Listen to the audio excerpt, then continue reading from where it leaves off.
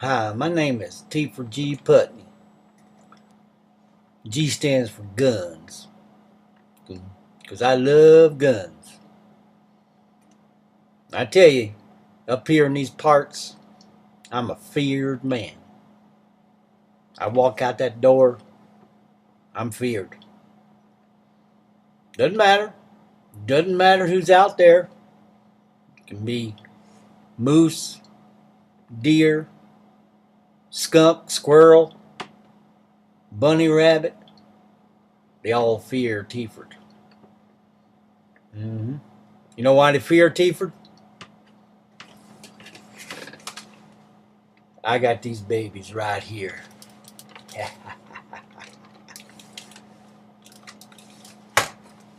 Baby shoots 100 bullets like in 5 seconds.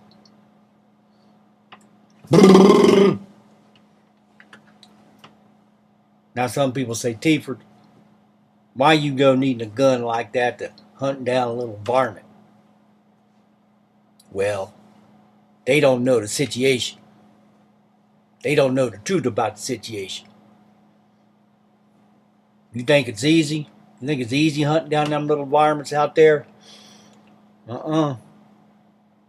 I go, I'm crawling through them woods, through those bushes, you know. And I got briars up my butt, and it's cold. I got the jacket on, you know, big old jacket, you know. And all of a sudden, I come across a deer. I see, right there, that deer, he hears me. He hears me in the bushes. Now that deer's just chomping away at some grass and stuff like that. But all of a sudden, that deer, he kind of picks up his head, you know. The big old eyes kind of get all big and everything. And the little tail starts to wiggle. Well, see, right there, that deer knows I'm there, and that deer makes a decision right there. That deer knows it's his time. He knows it's time to meet Jesus. Now, see, if that deer would have just accepted what's a coming to him right there and just stood there and took it like a man, I'd have popped him in one shot. Boom, got it. Now, what did that deer decide to do? Decided to try to run away. Yeah, he ain't gonna run away from Teaford. I got him. I got him. Now I got me a nice little set of antlers up there on the wall. You know, I can hang shit up there. You know, I hang my laundry up there to dry. Hey, make some use of it. You know. And the same thing, doesn't matter. It can be a little old, you know, a bunny rabbit. You know, I'd be crawling, same thing. I'd be kind of crawling through the bushes, and all of a sudden I'd come across one of them little bunny rabbits. You know, and kind of picks his little ears up. You know, and see, that bunny rabbit, he thinks he's kind of smart. You know, he thinks he's just got hippity hoppity, going to hippity hoppity away. You know. Now, just like the deer, he could just stay right there. Boom! I got him one shot, man. I got him. Nah, what does he do? He thinks he's going to hippity hoppity away. Well, see, I got this little baby right here. This is for the small varmints. Mm-hmm. It's about 50 rounds, 50 little bullets it shoots like in 5 seconds. So that little bunny rabbit, he goes hippity hoppity, and I go, brrr. Well, he ain't hippity hoppity no more. Make me some good old rabbit stew. Mm-hmm. Got me some jiggers, I think.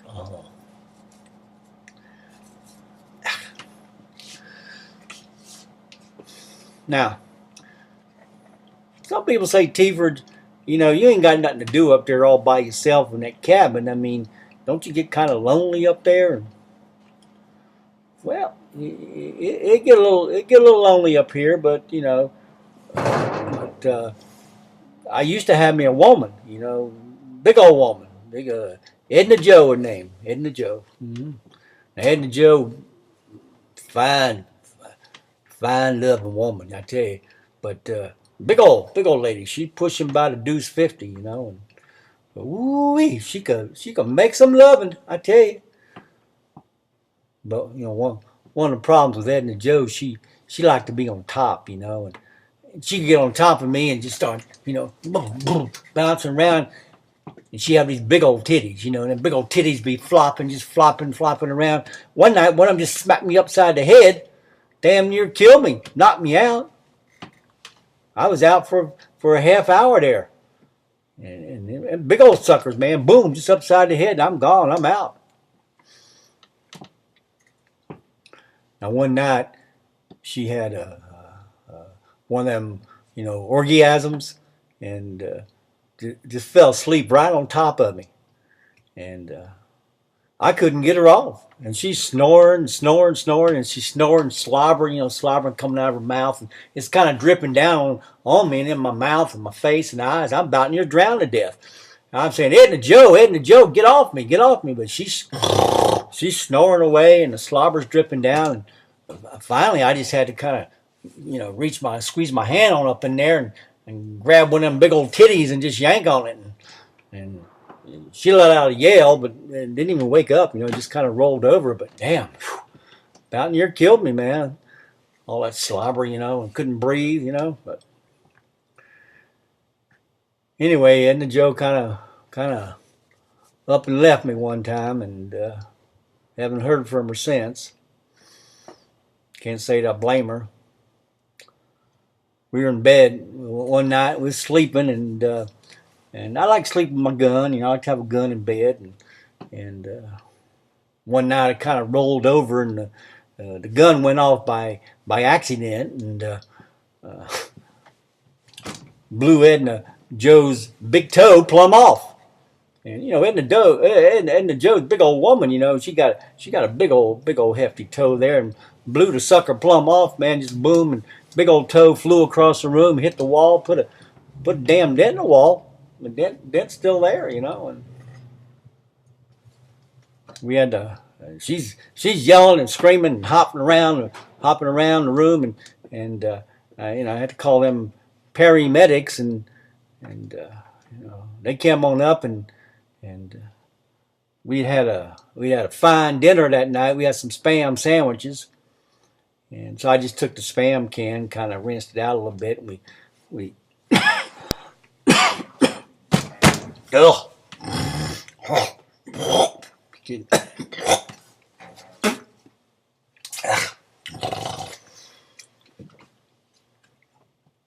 So I was saying there that had a little nip of that moonshine there, a little heavy stuff, man. Whew. Anyway, got me a little Spam can there, and we put Edna Joe's toe in the can, and Spam can, and they went in the ambulance, and they went down to the county hospital there, and they tried to put her toe back on, but wouldn't go back on, you know, and she wouldn't talk to me after that. I told her, I said, Edna Joe, I still be beholden to a woman with 9 toes, but no, she just wouldn't have any more parts of me. So, but you know, I kind of found a little substitute. You know, I got me a big old 12 gauge shotgun. You know, and a barrel about yay big. You know, and you just kind of take some. I just kind of take some cooking lard. You know, just kind of grease up the barrel. You know, and just kind of put it on my dick. You know, and yeah, feel good too. Feel real good. Yeah. You know, one day, kind of embarrassing. I got the damn thing, got the gun stuck on my dick, you know, and had to call them damn paramedics again, and they came out, and they pulling on the gun, I'm pulling on my dick, and we couldn't get the damn thing off. But you know, after a few minutes, pop, you know, it pops off, and left a damn ring around my dick. You know, ring's still there, but you know, what are you gonna do?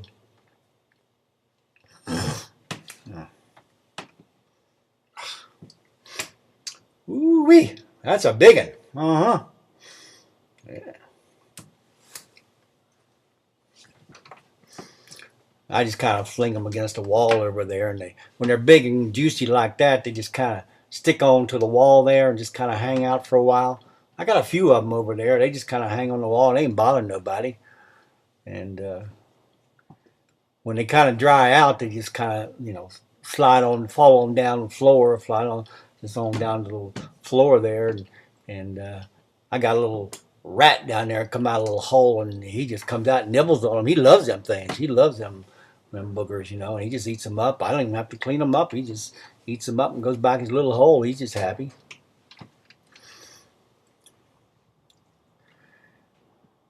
Now, some people ask me, to go, Teaford, why do you need guns like this? I mean, and where do you get guns like this? Up there in them woods. Well, there's a local gun show that comes here, once a year down in the holler there, and I just go down and just sign my name on a piece of paper, and well, I don't really sign my name. I don't really know how to sign my name. Just make a little mark there, and the guy gives me the guns, and he doesn't really say anything. Don't even have to pay any money. I just give him a couple of bottles of my moonshine, and we're good. We're good. So pretty easy. Now,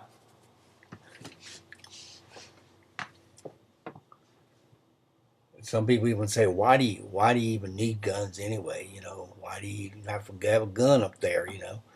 And well, yeah, I got to kill the varmints, but you never know. You never know when somebody's going to be sneaking in your house. At night. You're sound asleep. Somebody just sneaks on in, and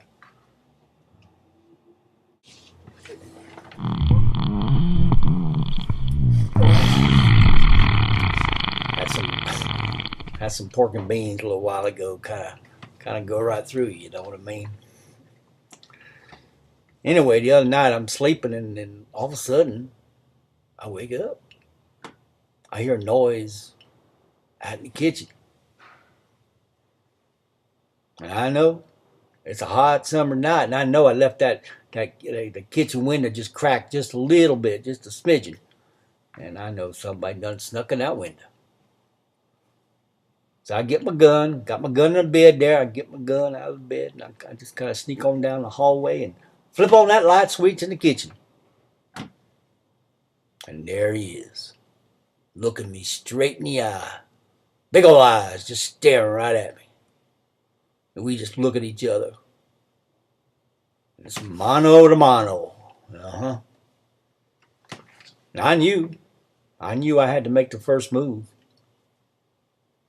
And I raised up my shotgun and blam! Just blew his guts, innards all over the kitchen wall and all over the floor. But you know something? That's the last time that possum going to be sneaking in my window.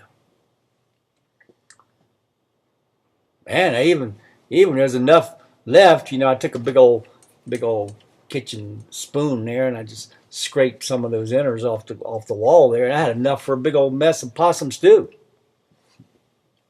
Now I like to be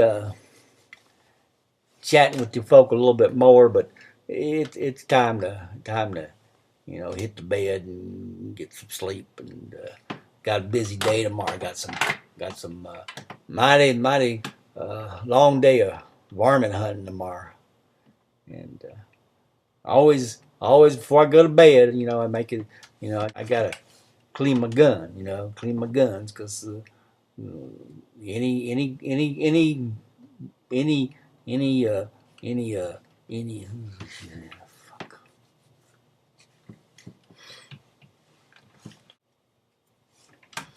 now you got to make sure that the gun, you got to be smart, like Teaford. You got to make sure the gun is unloaded. You got to take all the bullets out, because you don't want any accident to happen, because you go cleaning that gun, and all of a sudden, if you don't take the bullets out, you've been cleaning the gun, and